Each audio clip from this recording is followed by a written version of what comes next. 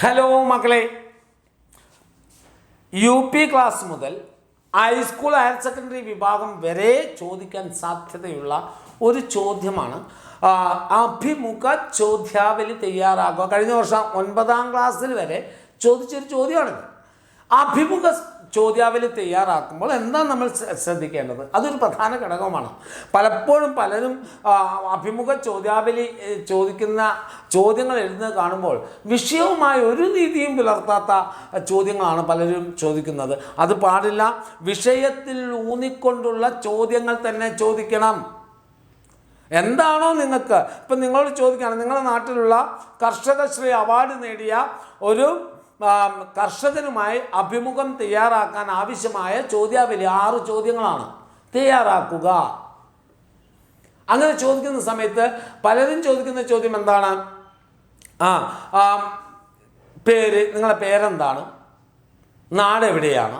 കാരണം അദ്ദേഹത്തിൻ്റെ പേരും നാടും നിങ്ങൾക്ക് അറിയുന്നത് കൊണ്ടല്ലേ നിങ്ങൾ അദ്ദേഹത്തെ കാണാൻ പോകുന്നതും എന്ത് ചെയ്യുന്നത്, അദ്ദേഹത്തോട് അഭിമുഖം നടത്താൻ തീരുമാനിക്കുന്നതും. അപ്പോൾ അതൊന്ന് ഓർത്ത് വെക്കുക. വിഷയത്തിൽ ഊന്നിക്കൊണ്ടുള്ള ചോദ്യം തന്നെ ആവണം നിങ്ങൾ ചോദിക്കേണ്ടത്. ഇപ്പം അങ്ങക്ക് കർഷകശ്രീ അവാർഡ് കിട്ടിയല്ലോ, അത് കൃഷിയിൽ അങ്ങ് എത്ര കാലമായി ഈ കൃഷിയുമായി ബന്ധപ്പെട്ട നിങ്ങളുടെ ജീവിതത്തിൽ എത്ര വർഷമാണ് കൃഷിക്ക് വേണ്ടി മാറ്റിവെച്ചത്? കൃഷിയുടെ വിവിധ ഇനം കൃഷികളെക്കുറിച്ച് ഒരു ലഘു വിവരണം തരാൻ സാധ്യമാണോ? അങ്ങനെയുള്ള എന്താണോ നിങ്ങൾക്ക് വിഷയം, ആ വിഷയത്തിൽ ഊന്നിയായിരിക്കണം. ഭാഷാപരമായ പ്രത്യേക ലളിതമായ ചോദ്യങ്ങൾ, അതുപോലെ തന്നെ ഭവ്യമായ ചോദ്യങ്ങൾ. സാർ, താങ്കൾ, അല്ലെങ്കിൽ അങ്ങ്, നീ എവിടെയാണ്, അല്ലെങ്കിലുള്ള അത്തരത്തിലുള്ള പദപ്രയോഗം പാടില്ല. ഭാഷാപരമായ പ്രത്യേകത ശ്രദ്ധിക്കണം. നിങ്ങൾ ഭവ്യമായ ഭാഷയാണ് നമ്മൾ ഉപയോഗിക്കേണ്ടത്. അതും നിങ്ങളൊന്ന് ഓർത്ത് വെക്കുക. പിന്നെ അനാവശ്യമായ ചോദ്യങ്ങൾ ഒഴിവാക്കുക. അതാണ് ഞാൻ പറഞ്ഞത്. വീട്ടിൽ ആരൊക്കെയുണ്ട്, ഇന്ന് രാവിലെ നിങ്ങൾ എന്താ കഴിച്ചത്, പുട്ടും കടലയാണോ, അതോ പൂരിയും ബാജിയുമാണോ, വീട്ടിൽ ഭാര്യ എന്ത് ചെയ്യുന്നു, ഹൗസ് വൈഫാണോ? ചിലർക്ക് പറയാം വൈഫ് ഹൗസ് എന്നാണ്.